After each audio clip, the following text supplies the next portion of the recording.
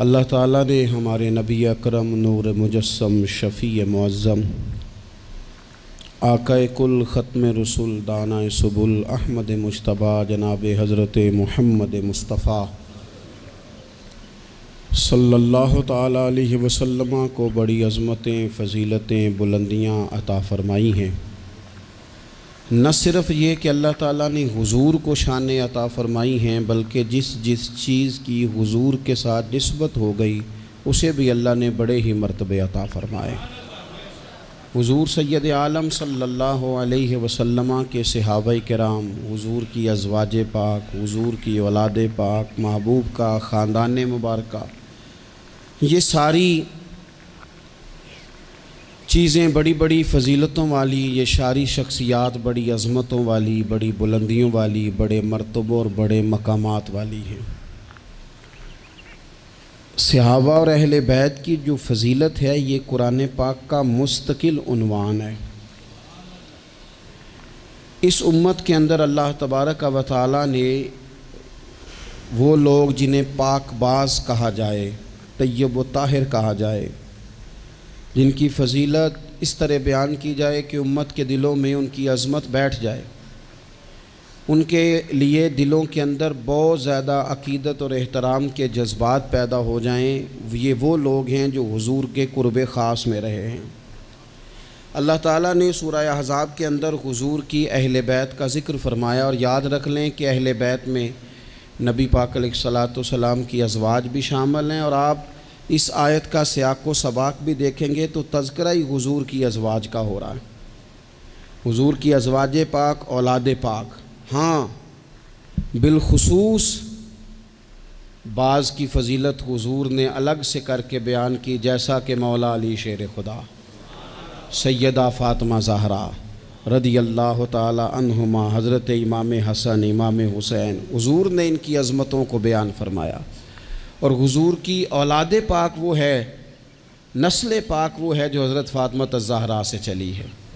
عزیز دوستو، قرآن پاک میں اللہ کریم نے فرمایا انما یرید اللہ لیذھب عنکم الرجس اہل البیت ویطہرکم تطہیرا۔ فرمایا اے نبی کے گھر والو، اللہ تو یہی چاہتا ہے کہ تم سے ہر ناپاکی دور فرما دے، ویطہرکم تطہیرا، اور تمہیں خوب صاف ستھرا کر دے، خوب۔ ترمذی شریف میں حدیث موجود ہے کہ نبی پاک صلی اللہ تعالیٰ علیہ وسلم جب صبح کی نماز کے لیے اٹھتے تو حضرت فاطمہ رضی اللہ تعالیٰ عنہ کے حضور کاشانہ نور کے پاس جاتے اور دروازے کے باہر کھڑے ہو کے حضور فرماتے، او نبی کے گھر والو اٹھو نماز کے لیے، اور پھر حضور یہ آیت تلاوت کرتے انما یرید اللہ لیذھب عنکم الرجس اہل البیت ویطہرکم تطہیرا۔ فرمایا رب تو یہی چاہتا ہے اے نبی کے گھر والوں کہ تم سے ہر ناپاکی دور کر دے اور تمہیں خوب صاف ستھرا کر دے۔ اس آیت کو تلاوت کرتے نبی پاک صلی اللہ تعالیٰ علیہ وسلم نے ان کی فضیلت بیان کی۔ جب کسی کی فضیلت بیان کی جائے نا تو اس سے مقصود یہ ہوتا ہے کہ دلوں میں اس محبت کو بٹھایا جائے۔ امام علی مقام کا تو نام نظریے کا نام ہے، امام حسین تو سوچوں کے امام ہیں، وہ تو نظریوں کے امام ہیں۔ امام علی مقام، امام تو اس شخصیت کا نام ہے کہ جن کا نام لیں تو زبان پہ نام، تو دل میں یہ تڑپ پیدا ہوتی ہے کہ امام حسین کا نام لینے کا مطلب یہ ہے کہ ظلم کا ساتھ نہیں دینا، حق کا ساتھ دینا ہے۔ امام کا نام لیں خالی امام حسین کا، تو دل پکار اٹھتا ہے کہ ظلم کا ساتھ نہیں دینا، مظلوم کا ساتھ دینا ہے۔ اس شخص کے ساتھ کھڑے نہیں ہونا جو غریبوں، مجبوروں، مظلوموں، ان کی آہوں پر اپنا تخت سجاتا ہے، بلکہ حالات کسی طرح کے بھی ہوں، رخ کوئی بھی ہو، ہوا گو تند و تیز ہے لیکن چراغ اپنا جلا رہا ہے۔ یہ ذرا سوچ دیکھیں، تیز ہوا میں بھی کبھی کسی نے چراغ جلایا ہے؟ لیکن اقبال کہتے ہیں ہوا گو تند و تیز ہے لیکن دیکھو چراغ اپنا جلا رہا ہے، وہ مرد درویش حق نے جس کو عطا کیے ہیں انداز خسروانہ۔ وہ کہتا ہے مجھے ہوا سے غرض نہیں، میری ڈیوٹی تو چراغ جلانے کی ہے، لہذا میں نے چراغ جلانا ہے۔ تو حضرت امام حسین رضی اللہ تعالیٰ عنہ جو نظریاتی سرحدوں کے محافظ ہیں، اس نظریے کے تحت سب سے پہلی بات تو یہ کہ ان کی عقیدت ہو دل میں۔ حضور نے پتہ کس ترتیب سے اہل بیت کی عقیدت بیان کی؟ کبھی آپ وہ ترتیب سمجھے تو مزہ آ جائے۔ حضور فرمانے لگے رب سے محبت کرو کہ وہ تمہیں نعمتیں دیتا ہے، اور مجھ سے محبت کرو کہ میں اللہ کا محبوب ہوں، اور میری اولاد سے پیار کرو اس لیے کہ وہ میری اولاد ہے۔ آپ کبھی حدیث کی ترتیب دیکھیں نا تو سارے ذائقے ایک ہی حدیث پاک میں انسان کو مکمل ملتے ہیں۔ رب سے محبت کرو نعمتیں دیتا ہے، مجھ سے پیار کرو میں اس کا رسول بن کے آیا ہوں، اور میرے حسن سے، میرے حسین سے، میری بیٹیوں سے، میری شہزادیوں سے، اولادوں سے پیار کرو اس لیے کہ وہ میری اولاد ہے۔ اپنے دلوں میں ان کے لیے جذبات ہوں۔ دیکھیں ایک دن حضور سید عالم صلی اللہ علیہ وسلم نے نا حضرت فاطمہ الزہرا سے فرمایا رات میں تمہارے گھر میں آ کے قیام کروں گا۔ تو حضرت فاطمہ الزہرا نے کہا یا رسول اللہ یہ تو بڑے نصیب جاگ گئے، رات حضور گھر تشریف لے گئے۔ ہمارے ہاں جو آدمی تھوڑا سا بھی کسی عہدے پہ چلا جاتا ہے وہ بچوں کو ٹائم نہیں دیتا، نہ وہ پسند کرتا ہے، اور ہمارے دیہاتوں میں تو ویسے ہی لوگ سمجھتے تھے کہ یہ توہین ہے، یعنی اپنا بچہ بھی موٹر سائیکل پہ بٹھا کے اگر لے کے گئے نا اسے دکان سے کوئی چیز کھلانے تو لوگ کیا کہیں گے تجھے بچے کھلانے پڑتے ہیں۔ یہ عجیب و غریب ہم نے اپنی زندگی میں ماحول بنایا ہے۔ تو حضور نے فرمایا فاطمہ میں رات آپ کے گھر میں قیام کروں گا۔ سیدہ نے کہا یا رسول اللہ بسم اللہ، یہ تو کمال ہو گئی۔ حضور نے رات وہاں قیام کیا، امام حسن نے دودھ مانگا۔ اچھا حدیث کے راوی مولا علی شیر خدا ہیں، کہتے ہیں میں چپ کر کے سو رہا تھا، میں نے سائیڈ پہ چادر اوڑھی اور میں آرام کر رہا تھا، امام حسن نے دودھ مانگا۔ سیدہ فاطمہ اٹھنے لگیں تو فرمایا نہیں فاطمہ آج میرے ساتھ سوئے ہیں، دودھ بھی میں ہی پلاؤں گا۔ حضور اٹھے، بکری کا دودھ دھویا، پھر اسے برتن میں ڈالا۔ ابھی حضور امام حسن کو دینے لگے تھے کہ امام حسین نے بھی مانگ لیا۔ تو حضور نے فرمایا نہیں بھائی پہلے حسن کو ملے گا۔ تو حضرت فاطمہ رضی اللہ تعالیٰ عنہ عرض کرنے لگی یا رسول اللہ لگتا ہے حسن سے زیادہ پیار ہے۔ فرمایا نہیں فاطمہ پیارے دونوں ہی بڑے ہیں، پر مانگا پہلے حسن نے ہے نا، مانگا پہلے حسن میں۔ پھر حضور فرمانے لگے، حضرت علی فرماتے ہیں، کہتے ہیں حضور فرمانے لگے فاطمہ تو بھی، میں بھی، حسن بھی، حسین بھی، اور یہ جو سو رہا ہے، کہتے ہیں میں تو چادر اوڑھی ہوئی تھی نا۔ فرمایا فاطمہ میں بھی، تو بھی، حسنین بھی، اور یہ جو سو رہے ہیں، فرمایا سارے مل کے جنت میں داخل ہوں گے۔ گویا جنت میں بھی اسی طرح بسیرا رہے گا جس طرح فاطمہ آج تیرے گھر میں بسیرا ہے۔ تو رسول پاک صلی اللہ علیہ وسلم کا ان سے پیار کرنا، ان سے محبت کرنا، ان کے ساتھ وارفتگی ہمارے دلوں میں بہت اکرام ہونا۔ 10 محرم رسماً نہ منائیں، بس ٹھیک ہے بچوں کی اماں ضد کر رہی تھی، اور میں آپ کو ذمہ داری سے کہتا ہوں اگر کچھ دادیاں نانیاں رہ گئی ہیں جو 10 محرم پہ ختم شریف کا شور کرتی ہیں، کچھ دادے نانے رہ گئے ہیں جو تھوڑا سا اصرار کرتے ہیں کہ چلو کچھ چاول پکا لو اصالِ ثواب کریں گے، نئی نسل وہ تو پڑھی لکھی ہے، وہ جدت پسند ہے، اور لوگ جیسے ہی ان کے پاس مال آتا ہے وہ کہتے ہیں ہر چیز نئی اور مذہب وہی پرانا، اس میں بھی کچھ جدت پیدا کرو، وہ چھوڑو جی اس کام کی کیا ضرورت، وہ نیا کرتے ہیں۔ وہ دوستو یہ تو عقیدت ہے ہماری، یہ تو وارفتگی ہے۔ اور میں پڑھے لکھے لوگوں سے سوال کروں گا یہ تم نے پرانا کام کر کے چھوڑ دیا، سالگرہ تو تمہارا دادا کبھی نہیں مناتا تھا، نانا جی نے کبھی نہیں منائی تھی، ایک بندہ 2 منا رہا ہے، کبھی کسی مفتی کے پاس نہیں گیا، ایک اپنی سالگرہ ایک پھر شادی کی سالگرہ، ڈبل پوچھا ہے کبھی جا کے مولانا صاحب سے؟ اب تو اللہ معاف کرے اس پر لاکھوں خرچ ہوتا ہے، میرج ہال میں جا کے وہ کام کرتے ہو، کبھی مولوی مفتی پیر نہیں یاد آئے؟ 10 محرم کی نیاز آئی، ربیع الاول شریف کا مہینہ آیا اور کوئی ختم شریف کا اہتمام آیا تو کہا پہلے میں نے نا مسئلہ پوچھنا ہے۔ وہ مجھ سے شب برات والے دن ایک صاحب پوچھ رہے تھے کہ شب برات کو نفل پڑھنے جائز ہیں؟ میں کیا ہوں اللہ دی بارگاہ سجدہ کرنے لیے بھی شناختی کارڈ وہانا پائے گا، تو یہ دیکھ لو میں یہاں رہتا ہوں، اگر اجازت ہو تو نفل پڑھ لوں۔ کیا مذاق بنایا ہے، کس طرح کر کے ہم نے انداز اختیار کر لیا زندگی میں۔ تو میرے عزیز خاص لگاؤ، خاص دلچسپی ہو اہل بیت اطہار کے ساتھ، ہمارے دلوں میں کس طرح بلا۔ جو بڑے لوگ ہوتے ہیں نا وہ زیادہ باتیں نہیں کرنی پڑتی ان کو، بڑے ہوتے ہیں نا، ان کی باتیں بھی بڑی ہوتی ہیں، بڑی گہری ہوتی ہیں۔ انسان جب کبھی بھی کسی بڑے آدمی کے پاس بیٹھتا ہے تو اسے تھوڑے جملوں میں بڑی بڑی باتیں مل جاتی ہیں۔ اس امت میں سب سے بڑی حضرت ابو بکر صدیق ہیں، لیکن بخاری شریف میں، شفا شریف میں حضرت ابو بکر صدیق کا فرمان، یہ جو اپنے قرابت والے ہوتے ہیں یہ پیارے بڑے ہوتے ہیں۔ ہم جب دین کے رستے میں بھی کوئی چیز خرچ کرنا چاہتے ہیں نا تو پہلے ہم غور کرتے ہیں کہ بچوں کو ضرورت تو نہیں، اور دین بھی کہتا ہے جب نفلی وقت آئے خرچ کرنے کا تو دیکھ لو بچوں کو، گھر کو، بہن بھائیوں کو، یہ دیکھنے کے بعد تم دین کی طرف بڑھو۔ اپنے قرابت دار بڑے ہی پیارے ہوتے ہیں، اپنے بہن بھائی، اپنے پھپھو، ماموں، خالہ، چاچا، یہ بڑے پیارے ہوتے ہیں۔ لیکن حضرت سیدنا ابو بکر صدیق نے نا بہت ساری اہل بیت کی محبت کی باتیں ہو رہی تھی تو ایک جملہ کہہ کے باب بند کر دیا، کہنے لگے میں ابو بکر صدیق ہوں، مجھے اللہ کی عزت کی قسم، مجھے اپنے ہر رشتے سے زیادہ مدینے والے محبوب کا رشتہ عزیز ہے، ہر رشتے سے زیادہ، حضور کے ہر قرابت دار سے۔ حضرت ابو ہریرہ فرمایا کرتے تھے جب بھی حسن حسین کا نام لیتا ہوں میری آنکھوں میں خود بخود آنسو آ جاتے ہیں۔ فرمایا کرتے تھے پتہ کوئی نہیں، پتہ کوئی نہیں، اپنوں کا جب ذکر ہوتا ہے نا، اپنوں کا جب ذکر ہوتا ہے، جی کردہ ہن سامنے ہوویں، میرا جی کردہ ہن تو سامنے ہوویں تے میں درد پرانے چھیڑاں۔ اپنے جب ہوتے ہیں تو پھر نا فرط جذبات پر بندہ قابو نہیں رکھ پاتا۔ حضرت ابو ہریرہ فرماتے میں نام لیتا ہوں میرا نام تو میری آنکھیں خود بخود آنسو برسانے لگتی ہیں، یہ جذبات ہیں میرے حضور کی اولاد پاک کے لیے۔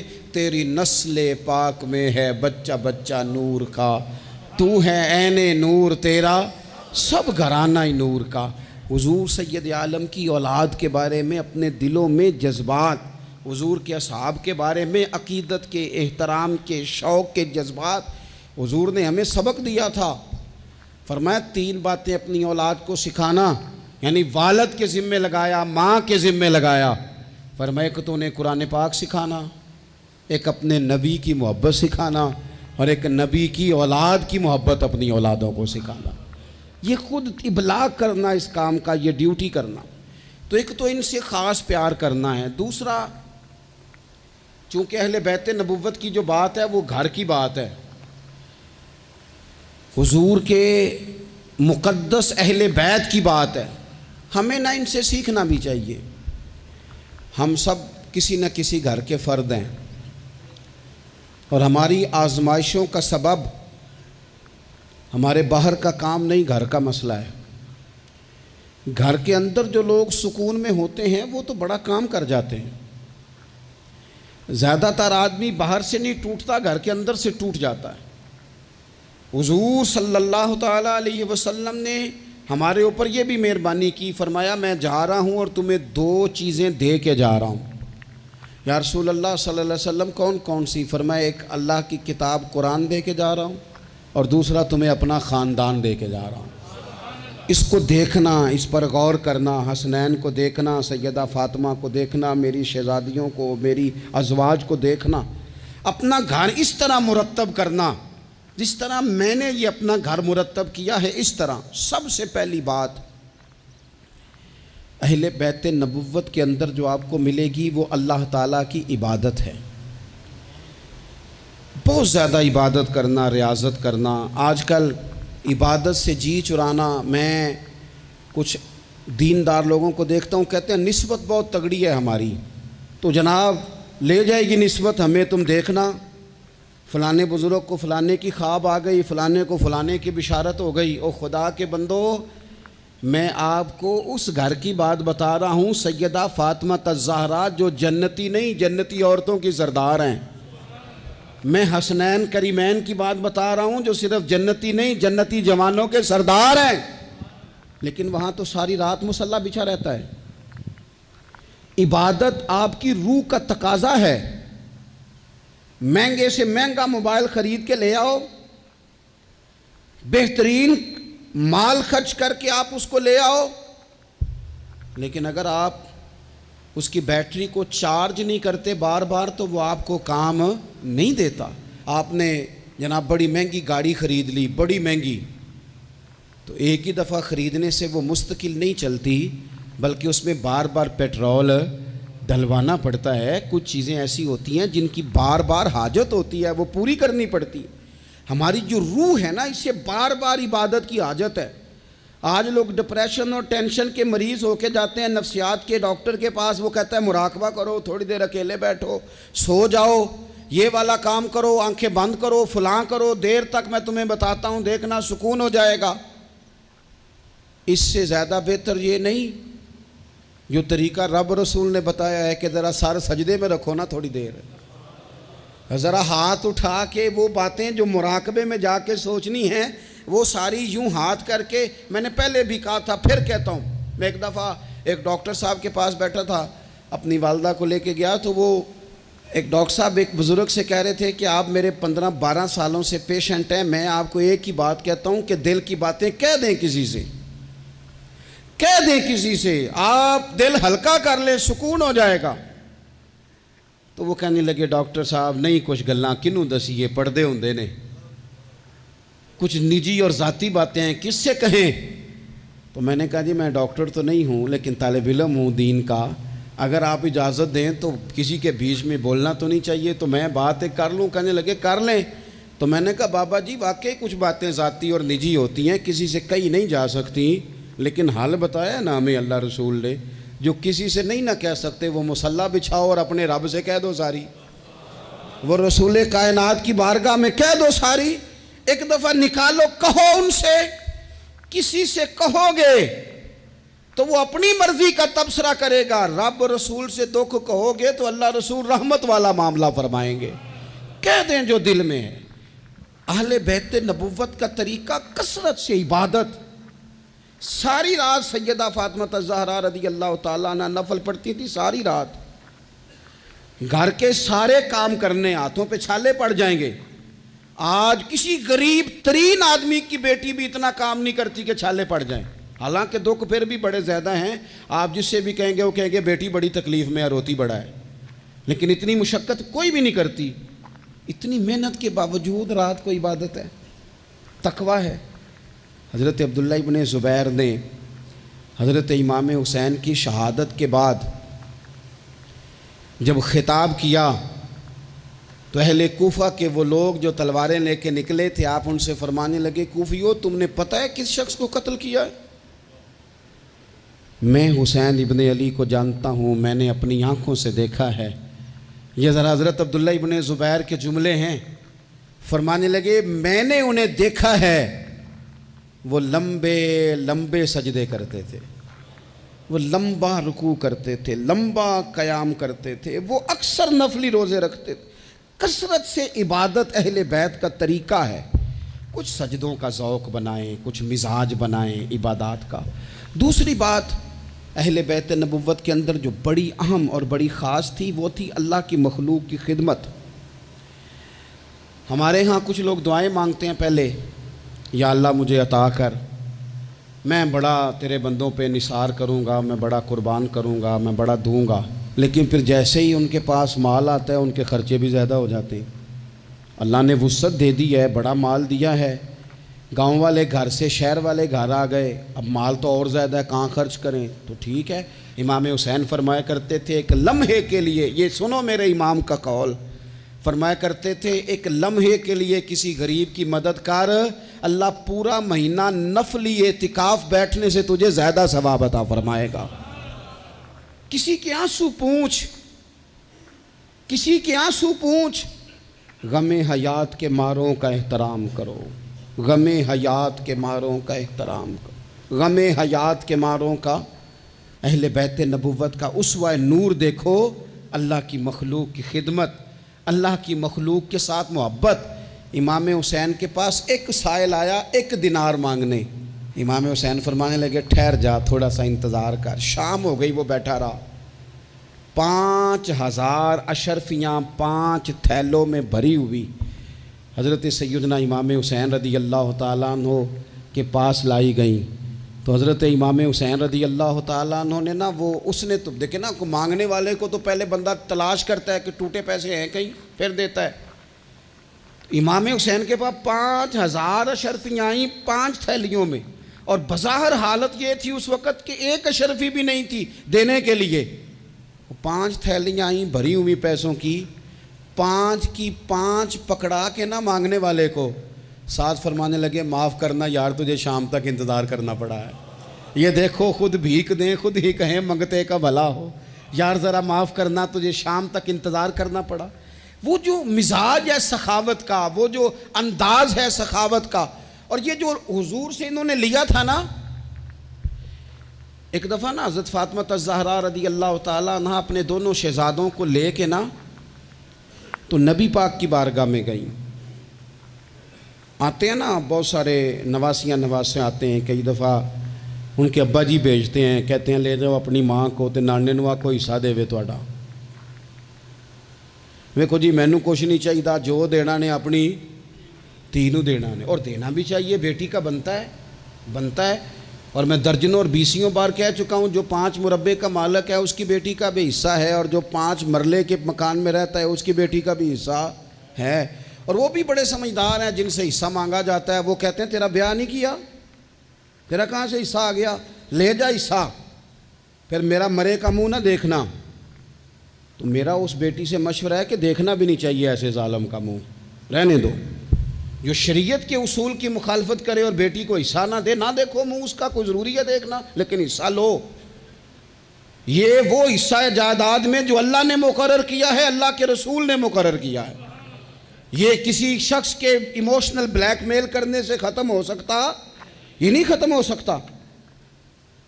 بیٹی کی شادی کر دیا تو وہ جو 5 دفعہ بیٹے نے پیسے اجاڑے ہیں تیرے کاروبار میں وہ بھول گئے.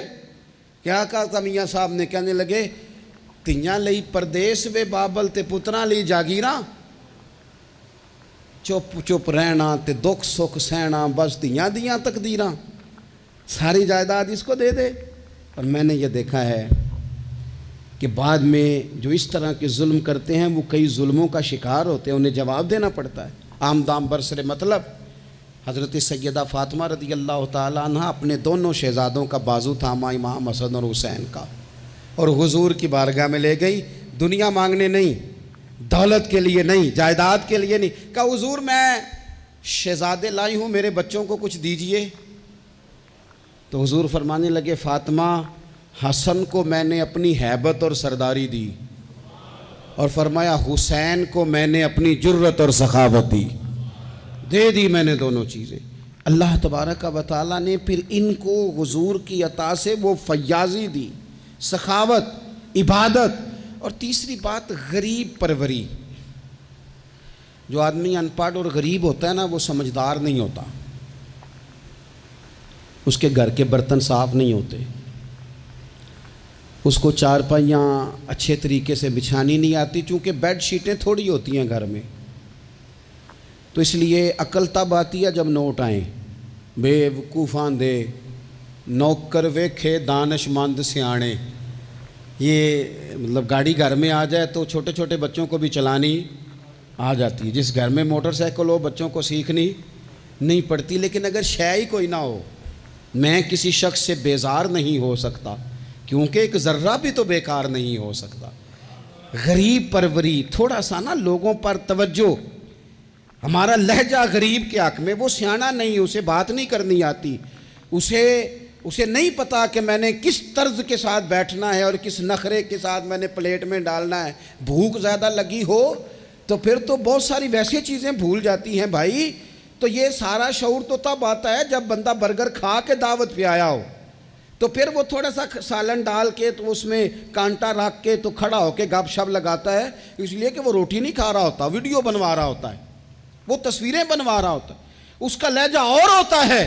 لیکن غریب پروری, مسکین کے ساتھ بیٹھ کے کھانا, کبھی مزدوروں کے ساتھ تصویریں کھنچوانا, ان کی حوصلہ افزائی کرنا, انہیں کہنا کہ نظریں جھکا کے نہ جیا کرو, اٹھا کے جیا کرو. غریب آدمی کو پورا اس طرح کا بنا دینا کہ وہ غربت کے اندر بھی اپنے آپ کو عزت والا دیکھے. یہ اگر کسی نے سیکھنا ہے تو حسین ابن علی سے سیکھے, یہ حضور کی اولاد پاک سے سیکھے. امام زین العابدین کہتے ہیں میرے ابا جی گھوڑے پہ بیٹھ کر جا رہے تھے, غریب لوگ زمین پر چٹائی بچھا کے روٹی کھا رہے تھے, میرے سامنے امام صاحب گھر سے کھانا کھا کے آئے ہیں، غریبوں نے پیغام دیا حضور کھانا کھانا ہے۔ امام صاحب گھوڑے سے اترے، زمین پہ آ کے بیٹھے، غریبوں کے ساتھ روٹی کھانے لگے۔ تھوڑا سا کھانا کھایا تو انہوں نے کہا حضور تھوڑا سا اور کھائیں۔ فرمانے لگے زندگی میں پہلا موقع ہے کہ کھانے کے فوراً بعد کھانا کھا رہا ہوں، بھرا ہوا پیٹ تھا، لیکن علی کا پتر فاطمہ کا لال زمین پر بیٹھ اس لیے گیا ہے کہ غریب کہیں یہ نہ سمجھیں دعوت دی تھی تو حسین نے قبول ہی نہیں کی، اس لیے بیٹھ گیا ہوں، ورنہ ایک لقمے کی گنجائش نہیں تھی۔ اس کو کہتے ہیں غریب پروری، اس کو کہتے ہیں مزاج ختم کرنا چھوٹے بڑے کا، اس کو کہتے ہیں ایک ہی صف میں کھڑے ہو گئے محمود و یاز، نہ کوئی بندہ رہا نہ کوئی بندہ نواز۔ تھوڑا سا اس پر میں ایک دفعہ ایک فیکٹری میں گیا تھا، تو ایک صاحب جنہوں نے محفل کرائی تھی وہ ہمارے میزبان تھے، تو جو آدمی کھانا لے کے آ رہا تھا رکھ رہا تھا نا، تو وہ بیچارہ بعض اوقات ایک ہی بات سوار ہو جاتی، بار بار ایک ہی بات کرتا تھا، کہتے تھا پیر صاحب ساڑھے مالک بڑے چنگے جے ساڑھے نال بہ کے روٹی کھاندے نے، ساڑھے مالک بڑے چنگے جے ساڑھے، اس کے ذہن پر یہ بات سوار تھی، حالانکہ کون سی کوئی بڑی بات ہے، لیکن وہ ایک ہی بات بار بار دہرایا جا رہا تھا۔ پانی رکھ کے گیا، ٹیبل صاف کر کے گیا، کھانا دیکھ، ایک ہی بات، جی تے سارے دے نال بہ کے روٹی کھاندے جے۔ تو میں سوچ رہا تھا کہ یار یہ کس طرح کا بندہ ہے، اس نے کام تو چھوٹا سا کیا ہے لیکن اس بندے کے جذبات ہیں، اب پتہ نہیں اس غریب آدمی کے جذبات کی وجہ سے رب اس کے رزق میں کتنی کو برکت پیدا کر دے گا، کتنا کو فضل ہو جائے گا۔ یہ جذباتی ہو گیا ہے، شوق کے ساتھ بات کر رہا ہے، تو یہ اہل بیت نبوت کا طریقہ ہے۔ پھر اس سے اگلی بات اہل بیت نبوت کے طریقے میں آپ کو ملے گی کہ سادگی، عاجزی، انکساری، بالکل مختصر سے اللہ کی عطا پر بھی بہت زیادہ، حالانکہ ان پر تو بڑی عطائیں تھیں، لیکن مختصر سی خواہشات، کھجور کی چھال کی بنے ہوئے ٹوپی پہن کے حضرت مولا علی شیر خدا رضی اللہ تعالی عنہ نماز پڑھ لیتے تھے، اور اونٹ کے بالوں کی بنی ہوئی چادر اوڑھی ہے، اونٹ کے بالوں کی بنی ہوئی، اور سیدہ فاطمہ چکی پیس رہی ہیں، کنز المال میں موجود ہے۔ نبی پاک علیہ السلام نے انہیں دیکھا، ہلکے سے آنسو حضور کی آنکھ میں آئے اور 2 جملوں میں بات ختم کر دی، فرمایا فاطمہ زندگی میں اسی پر گزارا کر، اللہ جنت میں ساری نعمتیں تیرے لیے دروازے کھول دے گا، اسی پہ گزارا کر۔ سادگی، حضرت امام حسن کے کپڑوں کو پیوند لگے ہوئے ہوتے تھے، اپنے بود و باش جب بندہ بہت مہنگی کر لیتا ہے تو اس کا اپنا خرچہ بڑا بڑھ جاتا ہے، اس نے کرنا کرانا کیا ہوتا ہے۔ اور اس سے اگلی بات یہ تھی کہ جذبہ جہاد بہت زیادہ تھا۔ پھر کہتا ہوں اتنی ساری ویڈیوز آئیں، او جی بچہ رو پڑا جی بکرا ذبح ہو رہا تھا، تو یہ تو پریشانی والا مقام ہے، جو بچہ بکرے کے ذبح ہونے پر روتا ہے یہ جہاد کیسے کرے گا؟ اندر سے اٹھ کے دروازہ بند کرتی ہے اماں، کہتی ہے پتر دروازے پہ نا فلانا بندہ گلی میں ظلم کر رہا ہے، باہر نہیں جانا، ہماری کوئی لڑائی ہے، ہم نے نہیں، بالکل تو باہر، تو نے نہیں نکلنا باہر، یعنی ظلم ہوتا ہے تو ہوتا رہے، جبر ہوتا ہے تو ہوتا رہے۔ حضرت عثمان غنی رضی اللہ تعالیٰ عنہ کے خلاف بلوانیوں نے حملہ کیا اور حضرت عثمان کے گھر کو گھیر لیا۔ لوگ تو اولاد کو بچا بچا کے رکھتے ہیں نا، باہر نہیں جانا باہر نہیں جانا، لیکن حضرت مولا علی شیر خدا اپنے بچوں کو ہر جہاد میں پہلے لے کے جاتے تھے۔ حضرت علی کے زمانے میں بھی جتنی جنگیں ہوئی اپنے شہزادے پہلی صف میں، حضرت مولا علی نے ایک تلوار امام حسن کو پکڑائی، ایک امام حسین کو پکڑائی، حضرت عثمان کے دروازے پہ کھڑا کر کے کہا پتر خبردار، عثمان صحابی رسول ہیں، تمہارے خالو ہیں، کوئی سیدنا عثمان کا دروازہ نہ پھلانگنے کی جرت کرے، قربان جائیں۔ 2 شہزادے تلوار لیے، حالات بڑے خراب تھے اس وقت، بلوائی مصر کے مدینے پر چڑھائی کیے ہوئے تھے، حضرت عثمان کا گھر گھیرے میں تھا، لیکن ان کی جرت نہیں ہوئی حضرت عثمان کا دروازہ کراس کرنے کی۔ کیوں؟ کہ ایک کونے پہ تلوار لے کے امام حسن کھڑے تھے اور دوسرے پہ امام حسین کھڑے تھے۔ بچوں کو جب اے سی والے کمرے میں پوری طرح بند کر دے نا والد، اور انہیں کہ اچھا برگر کھانا ہے 4 منگوا لو برگر، فلانی جگہ جانا ہے بیٹا نہیں ضرور جانا چاہیے، کوئی انجوائمنٹ مس نہیں کرنی، پھر آپ بچوں سے توقع کرتے ہیں وہ محنت کریں گے، آگے بڑھیں گے، یہ کیسے ہو سکتا ہے؟ نامی کوئی بغیر مشقت نہیں ہوا، 100 بار جب عقیق کٹا تب جا کر ننگی ہوا۔ مشقت کرنی پڑتی ہے، محنت کرنی پڑتی ہے، جد و جہد کرنی پڑتی۔ تو جذبہ جہاد بہت زیادہ تھا، اور جس چیز کی ہمیں بڑی زیادہ ضرورت ہے، بڑی زیادہ، وہ ہے صبر اور استقامت۔ ان الذین قالوا ربنا اللہ ثم استقاموا فلا خوف علیہم ولا هم یحزنون۔ رب فرماتے ہیں جن لوگوں نے کہا اللہ ہمارا رب ہے، پھر وہ ڈٹ گئے، انہیں نہ کوئی خوف ہوگا نہ وہ غمگین ہوں گے۔ ہمارے پاس سارا کچھ ہے، صبر اور استقامت نہیں۔ ایک پورا دن نہیں بھوکے گزار سکتے ہم لوگ۔ ایک ذرا سی ٹینشن آتی ہے، ایک ٹینشن تو لوگوں کو میں نے دیکھا ہے کہ زندگی کی ساری خوشیاں داؤ پہ لگا دیتے ہیں۔ ہمیں بالکل صبر کرنا نہیں آتا۔ 100 سے زیادہ مرتبہ کم و بیش قرآن پاک نے صبر کا حکم دیا ہے، بار بار کہا صبر کرو صبر کرو صبر کرو۔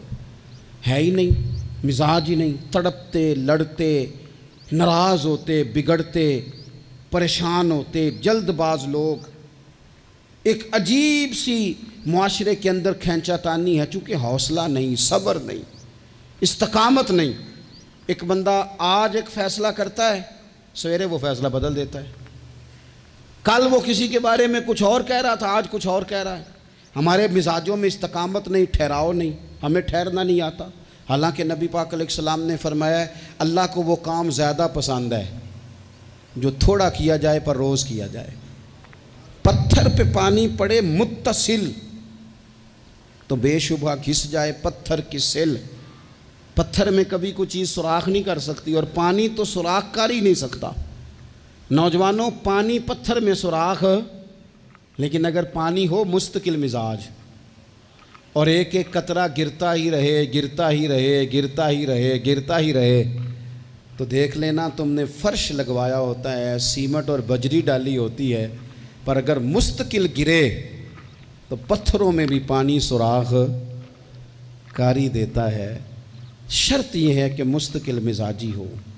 بہت سارے لوگ آ کے کہتے ہیں جی میں جو کام بھی شروع کرتا ہوں نا میرا پورا نہیں ہوتا، ختم ہو جاتا ہے۔ تو میں کہتا ہوں یہی تو مسئلہ ہے، آپ جو کام بھی نہ شروع کریں، آپ ایک ہی کام شروع کریں، جو نہ شروع کریں۔ جب ہر ہفتے آپ نے نیا کام کرنا ہے تو پھر تو گئے آپ کام سے، ایک کریں، آپ اسی کو صحیح کر کے کریں۔ استقامت فی الدین، صبر۔ حالات میرے اور آپ کے ٹھیک کرنے سے کبھی ٹھیک نہیں ہوتے۔ ایک دفعہ بہت زیادہ آزمائش تھی، ایک دوست پر، وہ بڑے پریشان تھے، تو ہمارے بزرگوں کے پاس بیٹھے تھے، تو بڑی وہ بے چینی کا مظاہرہ کر رہے تھے کہ حضور کیا کروں، کدھر جاؤں، فلاں مسئلہ ہو گیا۔ تو بزرگوں نے بڑی عجیب، بڑی خوبصورت، بڑی انوکھی بات کی۔ کہنے لگے پتر، جلد بازی کرنے سے روزہ جلدی نہیں کھلتا، روزہ مغرب کے ٹائم جا کے ہی کھلنا ہے۔ اگر جلد بازی کرو گے بھی تو اس نے کھلنا مغرب کے ٹائم ہی ہے۔ فرمانے لگے حالات خراب ہو گئے ہیں، بہت بے صبری کرنے سے، بہت رونے سے، بہت لوگوں کو بتانے سے، بہت واہ ویلا کرنے سے یہ ٹھیک نہیں ہوں گے، الٹا لوگ تمہارا تماشا دیکھیں گے۔ بہتر یہ ہے کہ تم صبر کرو، انتظار کرو، استقامت کے ساتھ ڈٹ جاؤ۔ شرط کیا ہے زندگی میں؟ صرف شرط ایک ہے کہ آپ اپنے ضمیر سے پوچھ لیں کہ آپ سچے ہیں کہ جھوٹے ہیں۔ اگر آپ سچے ہیں تو پھر ذرا صبر کریں، انتظار کریں، حالات ٹھیک ہو ہی جائیں گے۔ 3 دن 3 راتیں، ذمہ داری سے کہہ رہا ہوں، 1 دن اور 1 رات ہمارے گھر روٹی نہ پکے تو پورے گاؤں میں رو رو کے کوئی حال نہیں ہوتا، پورے شہر میں شور مچ جاتا ہے کہ آج جناب سبزی کو پیسے نہیں، حد ہو گئی، اوہو اتنی غربت، اتنی آزمائش۔ 3 دن اور 3 راتیں کربلا کے میدان میں امام حسین کے خیمے میں نہ روٹی تھی نہ پانی تھا، نہ روٹی نہ پانی، لیکن قرآن پاک کی تلاوت 1 منٹ کے لیے بھی بند نہیں ہوئی، نماز قضا نہیں ہوئی۔ کسی طور بھی ان لوگوں نے کسی بے صبری کا مظاہرہ نہیں کیا۔ ان سے صبر سیکھیں، استقامت سیکھیں، تھوڑا سا رکیں، تھوڑا سا انتظار کریں۔ بہت جلدی ہے، بہت جلدی ہے، بہت جناب ہمیں فٹافٹ فلانا کام چاہیے۔ امام حسین نے پورا کنبہ شہید کرا دیا تھا، لیکن یزید 4 سال حکومت پھر بھی کر گیا تھا. ارد گرد کے حالات فوری طور پہ تبدیل نہیں ہوئے، لیکن پوری دنیا گھوم کے دیکھ لو، تمہیں کوئی یہ نہیں کہتا ہوا نظر آئے گا کہ میں یزید کی اولاد میں سے ہوں، حالانکہ وہ تو 4 سال حکومت کر گیا تھا. حالات وقت تقاضا رکھتا ہے کہ وہ اپنے ٹائم پہ جا کے چیزیں بدل جایا کرتی ہیں. وہ ایک شخص سے کسی نے کہا تھا کہ جناب آپ اتنا زیادہ بات کرتے ہیں، تربیت کی کوشش کرتے ہیں، لوگ اثر تو کرتے نہیں. تو انہوں نے بڑی انوکھی بات کی، کہنے لگے میرے بعد مجھے چاہے گا زمانہ سارا اور میرے بعد تحقیق کرے گی دنیا.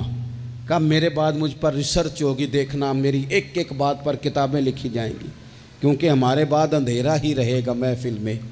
بڑے چراغ جلاؤ گے روشنی کے لیے. تو ضروری نہیں کہ سویرے تھوڑا سا زندگی میں حوصلہ، تھوڑا سا صبر، تھوڑی سی استقامت، لیکن شرط یہ ہے کہ آپ سچے ہوں اور مسلسل سفر کر رہے ہوں. آپ روک نہ جائیں، بیٹھ نہ جائیں، سپیڈ بریکر دیکھ کے ٹھہر نہ جائیں، مسلسل چلتے رہیں، کوشش کرتے رہیں، انتظار کرتے رہیں. ایک وقت آئے گا کہ حالات اور رخ اختیار کر جائیں گے. آخر میں پھر ایک بات کرتا ہوں، کوئی سازش نہ کرے، آپ کسی سازش پر توجہ نہ دیں. یہ صحابہ اور اہل بیت یہ ایمان ہے. ایمان دل میں جاگزی کیا جاتا ہے، ایمان پر بحث نہیں کی جاتی. یہ ایمان ہے. ان کی محبتیں، کچھ لوگوں کی باتیں یاد رہ جاتی ہیں.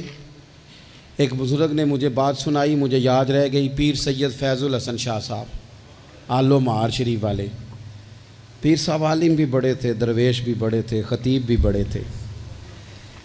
تو وہ ایک دن صحابہ اور اہل بیت کا پیار بیان کر رہے تھے. سید تھے تو مرید ہیں وہ، سلسلہ نقش بندیہ سے چورا شریف کے ساتھ ان کا نسبت کا رشتہ ہے. تو نقش بندی اپنا سلسلہ طریقت حضرت صدیق اکبر رضی اللہ تعالیٰ عنہ سے بیان کرتے ہیں.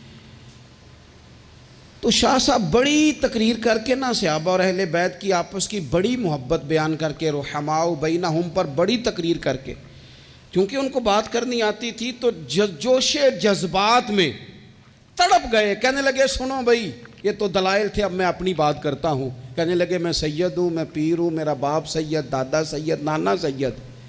فرمانے لگے میں فاطمہ کا جگر پارا ہوں، علی کا بیٹا ہوں، پر میں مرید ابو بکر صدیق کا ہوں، میں مرید سیدنا صدیق اکبر کا ہوں.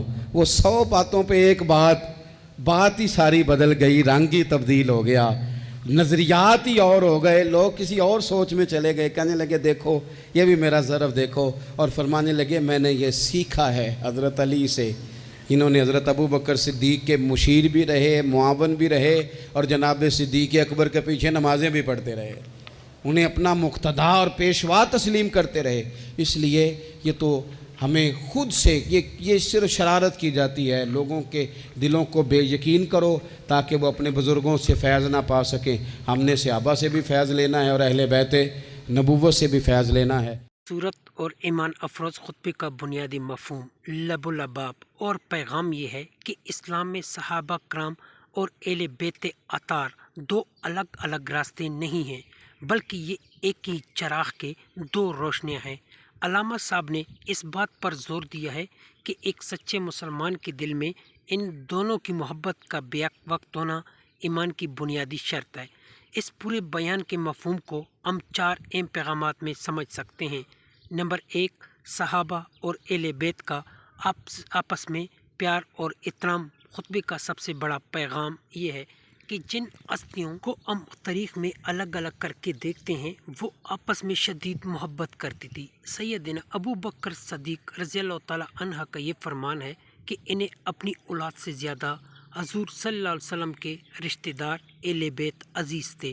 اور مولا علی کا سیدنا صدیق اکبر کے پیچھے نمازیں پڑھنا اور ان کا مشیر بننا یہ ثابت کرتا ہے کہ ان کے درمیان کوئی دوری یا بغض نہیں تھا، بلکہ مثالی محبت تھی. نمبر 2، اہل بیت کی زندگی عیش و عشرت کی نہیں، عمل کی زندگی تھی. علامہ صاحب نے ایک بہت ہی پیاری نصیحت یہ کی ہے کہ اہل بیت سے محبت کا مطلب صرف نعرے لگانا یا سال میں ایک بار رسمیں بنانا نہیں ہے، بلکہ ان کے نقش قدم پر چلنا ہے. سیدنا فاطمہ رضی اللہ تعالیٰ عنہ اور حسنین کر یمین رضی اللہ تعالیٰ عنہ جنتی خاتون جنت اور جنتی جوانوں کے سردار ہونے کے باوجود راتوں کو جاگ کر لمبی عبادتیں کرتے تھے، سخاوت کرتے تھے اور سادگی سے زندگی گزارتے تھے۔ سچی محبت یہ ہے کہ ہم ان کی طرح نماز اور کلمہ حق پر ڈٹ جائیں۔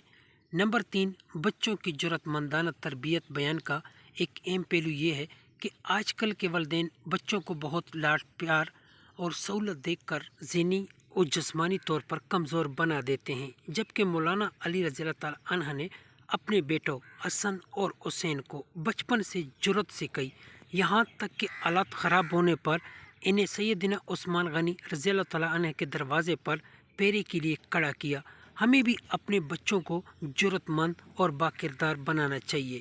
نمبر 4، صبر اور مستقل مزاجی۔ بالکل کلیئر پیغام۔ میدان کربلا کا حوالہ دیکھ کر یہ سمجھایا ہے کہ حالات کتنی ہی سنگین کیوں نہ ہو، بھوک پیاس ہو یا تکلیف، بندہ مومن سچائی کا ساتھ نہیں چھوڑتا اور نہ ہی نماز و قرآن سے دور ہوتا ہے۔ زندگی میں اگر کامیابی چاہیے تو ہمیں جلد بازی چھوڑ کر پانی کی اس قطرے کی طرح مستقل مزاج بننا ہوگا جو مسلسل گرنے سے پتھر میں بھی سوراخ کر دیتا ہے۔ خلاصہ یہ بیان ہمیں یہ سکھاتا ہے کہ اگر دین پر مضبوطی سے چلنا ہے تو افراط اور تفریح، کسی کی ایک طرف جھٹکے یا لڑنے سے بچ کر صحابہ سے بھی فیض حاصل کرنا ہوگا اور اہل بیت سے بھی محبت کرنی ہوگی۔